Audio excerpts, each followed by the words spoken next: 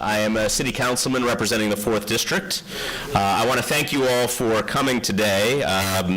Thank the NYU Medical Center for offering us this space, and of course to my colleagues in government, State Senator Liz Krueger, Assemblymember Brian Kavanaugh, and of course Congresswoman Carolyn Maloney, who's in the wings over there. So let's give them all a big round of applause. We want to thank Community Board 6 and 8, as well as all of our colleagues in government who are co-sponsoring this forum today. I also really want to single out Senator Krueger and Assemblymember Brian Kavanaugh and their staffs who have worked extremely hard to bring this particular opportunity to the East Side. As many of you know, there was a recent legislation that was passed in Albany that gives us a limited time frame between now and October 10th to explore some concrete ways that could put us in a strong position to expand our parkland and open space. We have developed a website, eastsideopenspace.com, which is live and full of information and is ready to receive your comments and feedback. You also have some handouts today, which really are some of the substantive points that you would find on the website. A copy of the legislation that was passed, legislation summary, and a summary of the rough proposal. Let me also recognize that we have representatives here from the Borough President, Scott Stringer. We're glad that they are here. And there are other reps, I'm sure, who we will recognize through the program. Today's forum is going to have two components. It's going to have a very brief introduction from us, and then we want to hear from you, specifically your feedback on what you have in your hands and what you have heard from us in the intro, and to the extent that you have gone to the website at eastsideopenspace.com already, your reaction to that. So if you are interested in speaking today, we encourage you to grab a speaker's card from the back, or if you would like to have a speaker's card and you are already comfortable and seated, if you just raise your hand, we will make sure that a member of the staff, one of our staffs, will come and make sure you have one. Okay, so if you change your mind and you want to speak later, you can raise your hand then, or you can grab a card in the back. So why are we here? We are at the threshold of a unique public planning process. Today's forum and the two that we will hold on September 8th and September 20th will allow for a community-driven vision for the future of the East Side's open space. By now, you're probably aware that there is a concept out there. We hesitate to even call it a proposal because there is no formal proposal at this point. The concepts that we're talking about have been floated for many years. In a nutshell, they would allow for the United Nations to consolidate its facilities and improve its security by constructing a new building on the western portion of Robert Moses Playground. Of course, Robert Moses Playground is located on First Avenue just south of the UN Secretariat. The other half of Robert Moses Playground, the dog run, the handball and basketball courts, and restrooms that are on the eastern portion of the park would be unaffected. Build a building on a local park? Why would we ever even entertain that, you might ask? Well, obviously, we wouldn't even consider giving up open space lightly, particularly not here in the community district with the least open space in all of Manhattan. And certainly, if not number one in the city, it is close.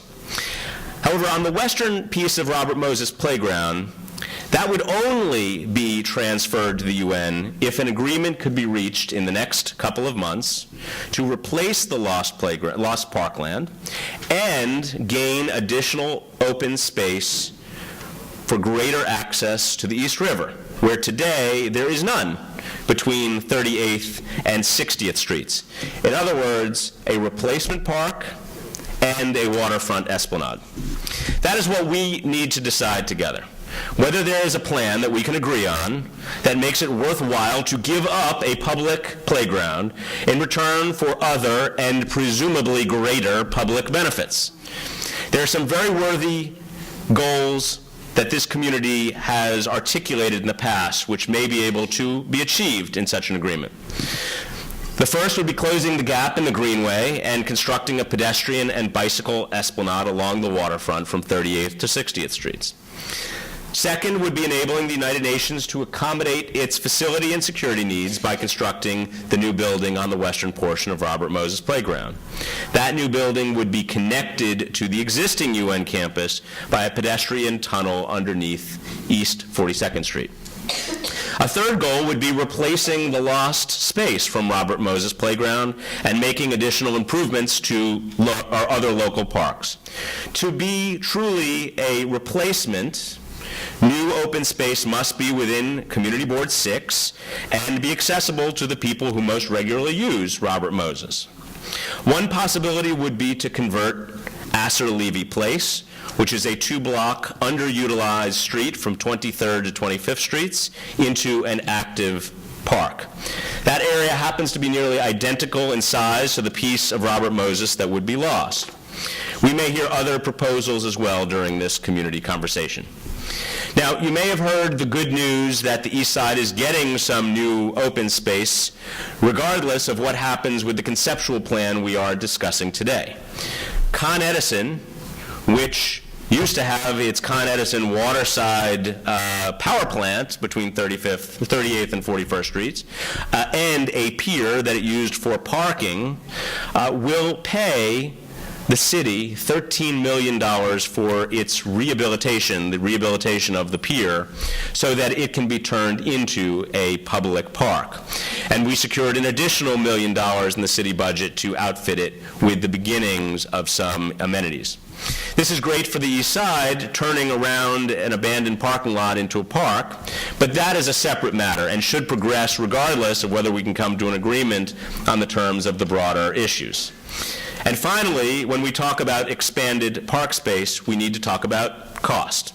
The price tag to build a waterfront esplanade is, as you might imagine, extremely steep. The concept envisions the sale of UN Plaza 1 and 2, the pair of commercial towers that are owned by the city where the UN has had some of its operations. If the UN were to consolidate into one building, it could move out of UN 1 and 2, allowing the city to sell them on the open market. A portion of these proceeds, plus the price the United Nations would pay for its piece of Robert Moses, would fund the construction of the East River Esplanade. So, that is the outline of what is at stake and what we potentially stand to gain and what we potentially stand to lose. You're about to hear from Assemblyman Kavanaugh, followed by Congresswoman Maloney and Senator Kruger. Assemblyman Kavanaugh is going to take us through the legislation. You'll hear about the public process, the timeline, the various issues, and the challenges that are presented with this proposal. But I was tapped to first give you the overview of the different pieces, and so I want to again thank you for your participation, and most importantly, we really want to hear from you today and to incorporate your views into any plan that may have the strength to proceed here. So with that, Assemblyman Kavanaugh, the floor is yours.